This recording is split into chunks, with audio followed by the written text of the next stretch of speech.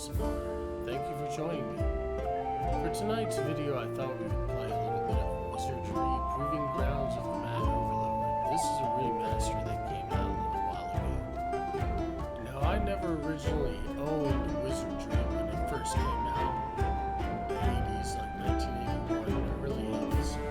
I did have a friend who had it, and I watched him play it quite a bit. I played a whole bunch of Wizardry 2 on the Nintendo. But I never actually played Wizardry 1. It's the same basic game as Wizardry 2. And I have been playing it. This is not my first playthrough. I haven't beaten it yet. But I do have a party. That I've been playing. I've gotten quite far on it. But I thought we would do, I would start a new game. Now I've already created my characters to save y'all having to watch that. It is a bit of a tedious process, but I'll explain it a little bit as we go through. When you initially come into the game, you're going to have a bunch of options on this remaster to play it the way it originally came out, which is has a lot of well, you just have to go through and read what they all are. There are a lot of options that make it a lot more difficult. But what we're going to do, the only thing I've changed from the original game is that when you create your characters, you are now going to get a random roll. And the reason that we want to do that is to get, you can get up to 29. Normally on a roll you get like 7, 8, 9, 10, something like that. If you play with the new version, it'll give you kind of set points to start. Different races will get different amount of points, but I think 12 is the highest you can get. But I like to get 29s if I can. You can get it's possible to get a 27, 28, or 29 roll. 29 is the highest you can possibly get. And I like to do that, so if you get a 29, you can max 3 stats. And I like to try and do that. I didn't get it on the dwarf. I got a 28, I think. She got a 27, I think. He got a 28. I mean a 29. But anyway, it's not necessary to beat the game or anything. I just like to start with max stats so you can get the maximum number of hit points. Now you do, that's not automatic. You can still get a 29 roll and then your character gets a lower amount of hit points than max. But generally it's a tedious process of deleting and re-rolling until you get the maximum stats. And I've gotten maximum stats on everyone except for the mage. I'll go through everyone so you can see who we have here in our party. Now this is the training grounds. At the training grounds you can create a character, you can inspect your roster. We're playing an evil playthrough. I haven't done an evil playthrough yet. But from what I've heard, evil characters can get the best gear. Now being good or evil or neutral doesn't really affect the gameplay. There are no interactions in this game really. It's just, it affects the classes that you can change to, because you can't change class. They're prestige classes. Hey guys, sorry for that little pause there. I got an important call I had to take. Anyway, yeah, being evil doesn't really affect that much, except for what classes you can change into and what gear you can use. So being an evil party, we're not going to be able to have a Lord, which is a good class. But that's okay, we're not going to use a Lord. Right now we have Threngar, the evil dwarf fighter. We have Mirwin, the neutral human fighter. I just went neutral for the heck of it. We might change her into a samurai later on. If we find certain gear that makes it worth it to change it. But that gives us the option. I have Bulgrim, an evil dwarf priest. Shrey, an evil human thief. We're going to probably change him to a ninja. Threna, the evil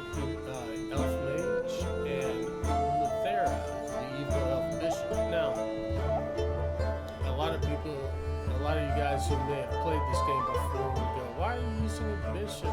Because generally the parties that most people use are fighter, fighter, priest, thief, mage, mage. This is just my personal preference. I like bishops because even though they don't advance in their spells as fast as a mage or a priest, they can get both classes at the same time. And I find having that little bit of extra, at level 4 she'll start getting divine spells.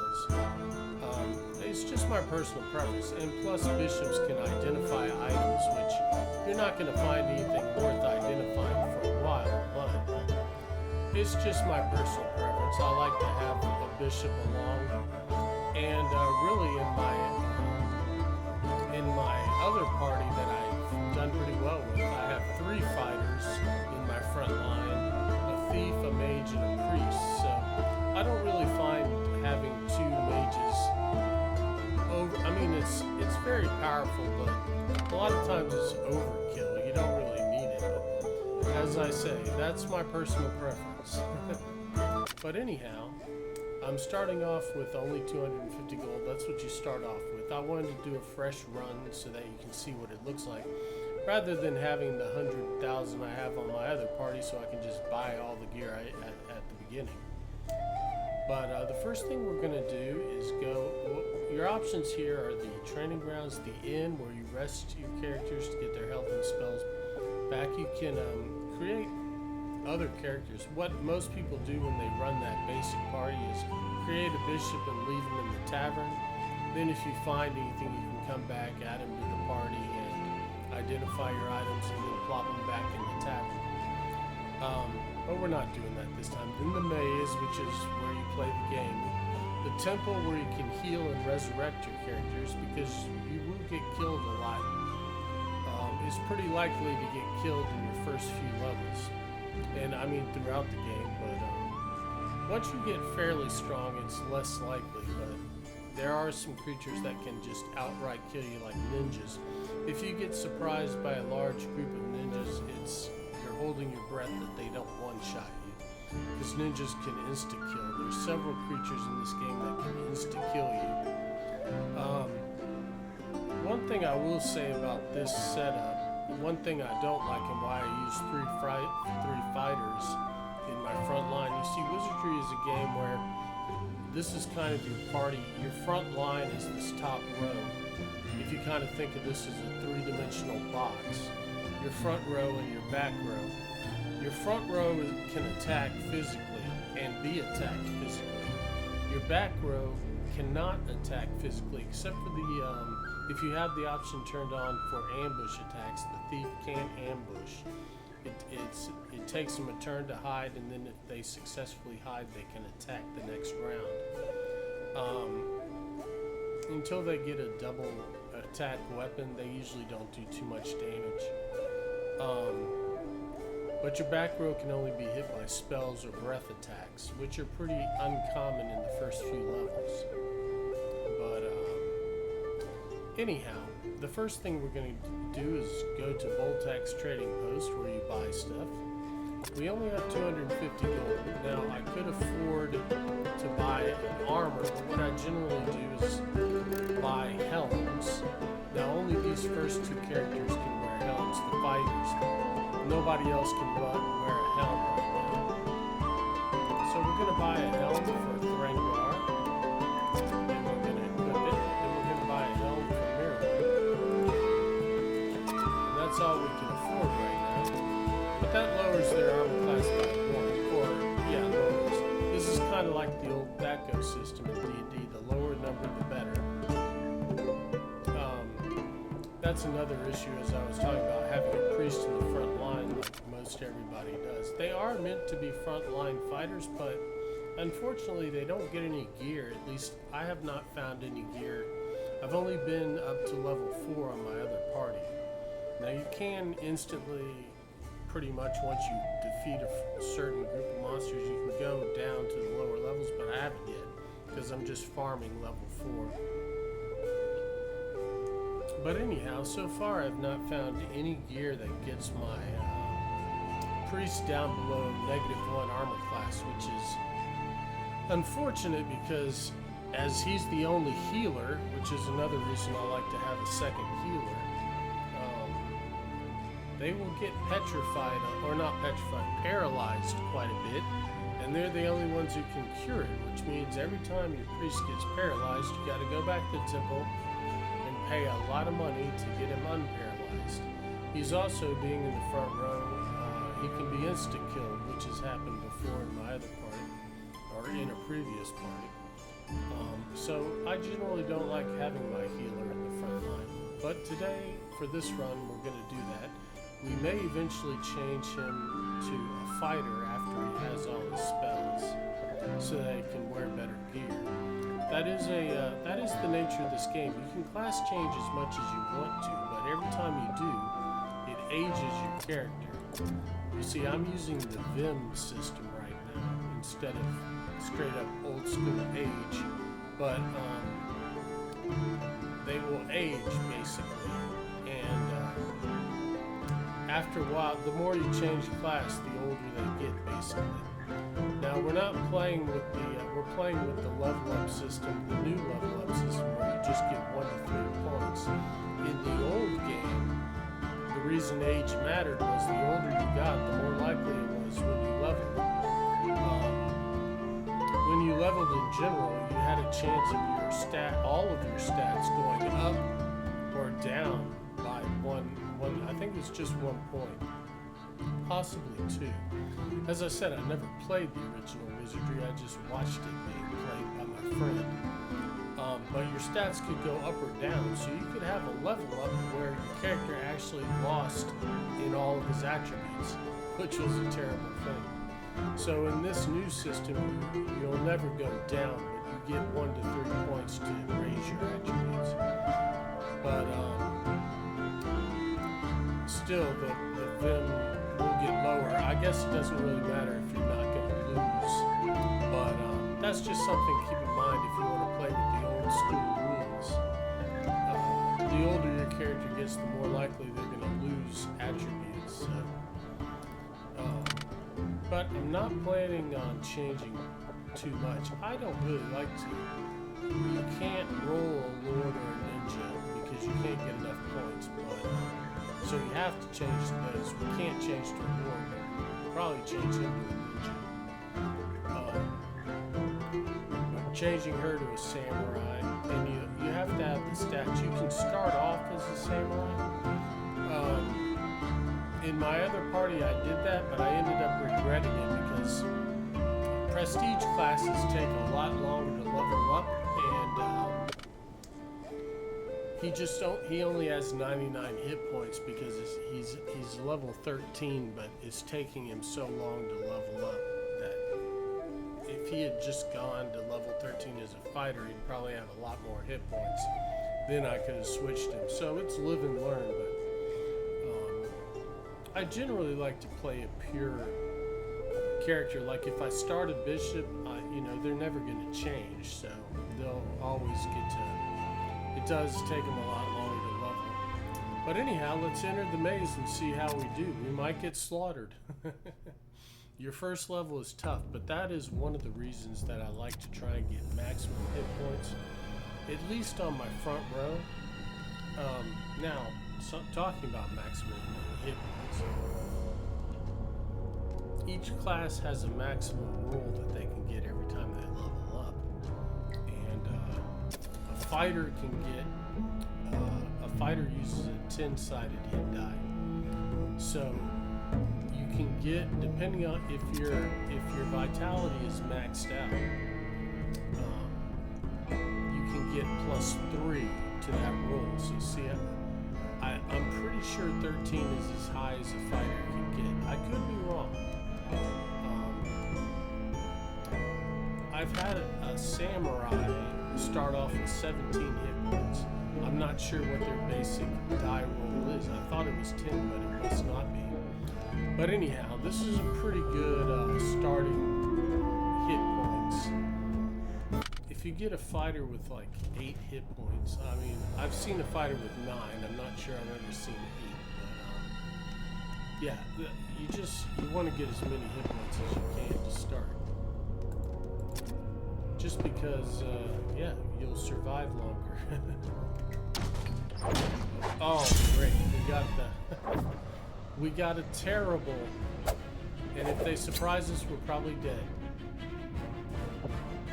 This is a terrible, this is like the rarest fight you can get. It's level 2 monsters that you don't, well, leather-clad men are bushwhackers. That is the highest possible enemy you can find at level 1. Zombies are level 2 monsters, so we started off with the worst possible. We're gonna try and kill the bushwhackers first. We're gonna try and dispel the zombies. We're gonna hide in shadows. I'm going to try to... You can't really sleep the zombies. I could try to sleep the bushwhackers, but I think damage is just more worth it. But we might try and damage the zombie. And I might try to damage the bushwhacker. Alright, let's see, we might die here. The zombies can only paralyze you. But still, at this level, I don't think we have enough money to... Okay, we had a really good first round. We got rid of the bushwhackers. We're gonna fight. I'm gonna try and dispel it again. Well, I might as well fight at this point. Now, see, he gets to ambush, so that's good. Parry. Well, we'll go ahead and inspect the enemy. Inspect allows you to find out things. I already know, but allows you to find out information on the enemy. And parry lowers your armor class by 2, but that doesn't matter in the back row anyway. And I don't think that we need to waste a spell right now. So we'll just go ahead and see if we can fill up that bestiary.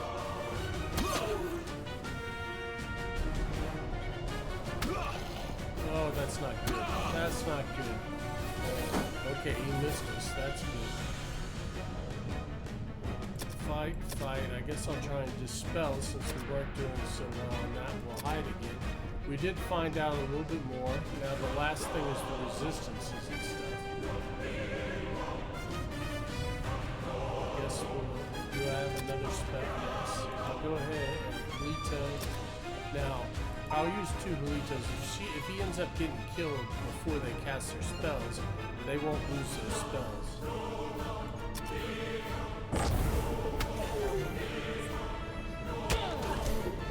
Good. We survived that fight. that was a very rough first fight to get. But look at all the experience we got. Now, this is also a chance to kill your party. But I think you'll be okay. We're inspecting. It says there's no trap. He doesn't have to open it, but anybody can open it. He's the only one that can really inspect it. Okay, we did well, but we're gonna have to go back to town because we did use a lot of spells. And right now we don't have that many. That was a rough fight. We had a really good first round and got rid of those. Those bushwhackers can kill you, not in one shot, but I've seen them do 14 damage. So they could have killed any of our front line. That's the rarest encounter you can have, and we got it. Okay, so you don't need to rest your spellcasters who didn't cast spells. I don't think he cast any of his spells. No, he didn't. But they did. And you don't need to rest people who are not spellcasters.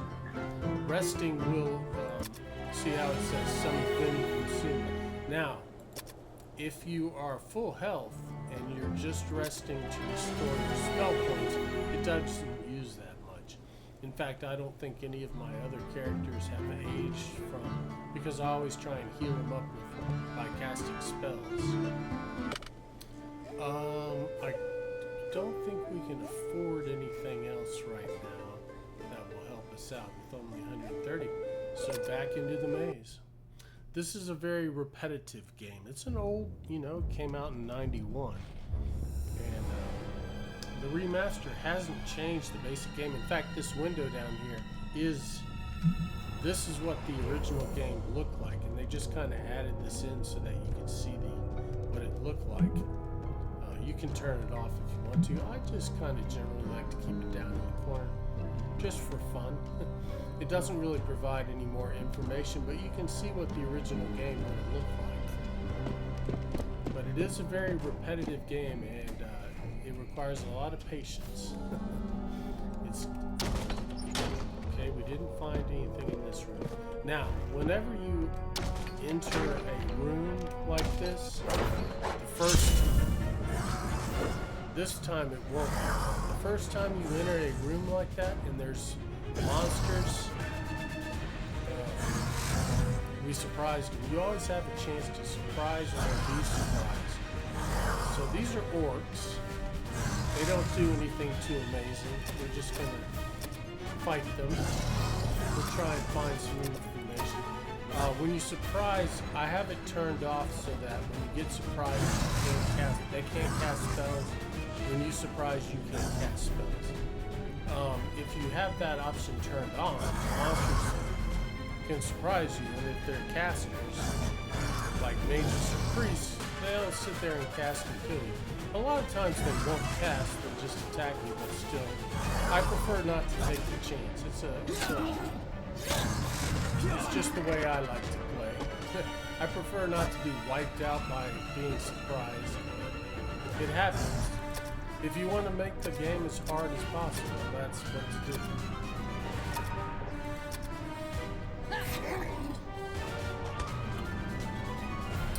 Also, another thing to consider while I'm thinking about it is you always want to have your frontline fighters have as much strength as possible. Because when you have strength 16, 17, 18, you get extra damage.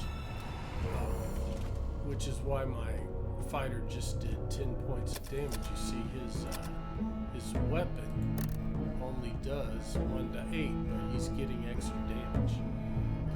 A lot of people will tell you agility is probably the most important stat aside from strength. As far as the extra damage, intellect and piety are for learning spells, so the fighter doesn't need that. Intellect learns mage spells, piety learns priest spells. But a lot of people will tell you don't worry about your vitality early on, but I always like that extra chance to get more hit points and level up, because the way they do the level up, it's kind of weird. You roll the die, and if you have more, if the die roll is more than you already have, you only get 1 hit point. So you can level up and get 1 hit point. You can get like 1, 3. I've never seen 2. Oh yeah, I guess I have seen 2. But anyway, sometimes you'll get level ups where you only get 1 hit point, which is, I hate that. But you can, and especially starting off high, starting out at max hit points, your likelihood of leveling up by 1 hit point is high. But anyway, I like the chance, especially later on, it helps out to get those extra hit points. So in your first couple of level ups, if you get 1 hit point, it's okay, because the game does kind of keep a balance. If you're too low, you're likely to get a good hit point level up. Alright, as I was saying, whenever you first enter a room, the monsters are what is called Guardian mode, and they will have treasure chests. Generally, I have seen it happen where they don't, and I have run into random encounters in hallways where they did have a treasure chest. That only happened like once. So I think it's highly unusual for that to happen. But anyhow, there are a lot of details to this game. For the most part, it's very straightforward. You learn the monsters and what they do. You strategize around that. Now see, they didn't have a chest, which is unusual.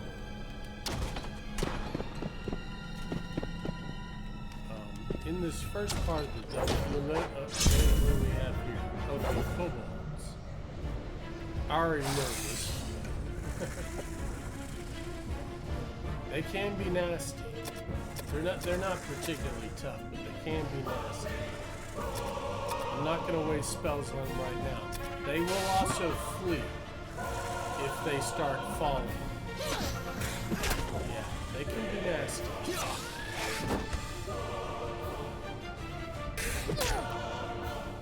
At least they spread the damage around a little bit. Still not going to waste any spells.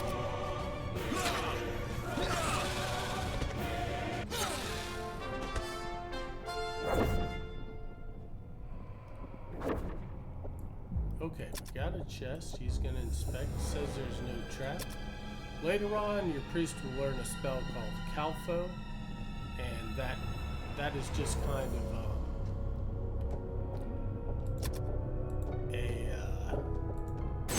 it's a spell that identifies traps. It doesn't disarm them, but it identifies them.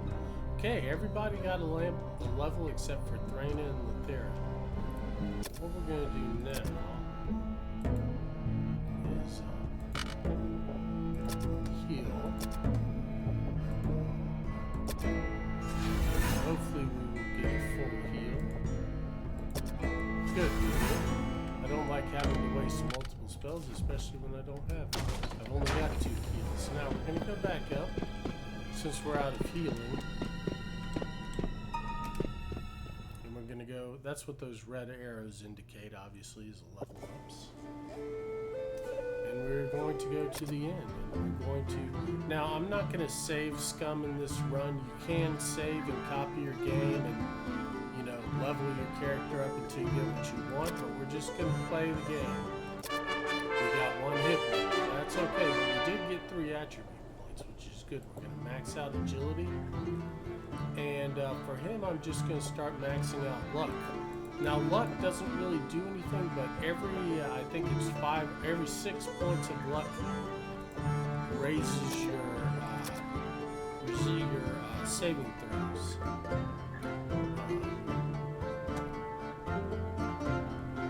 By 5 points, 5%, I think, is what it is.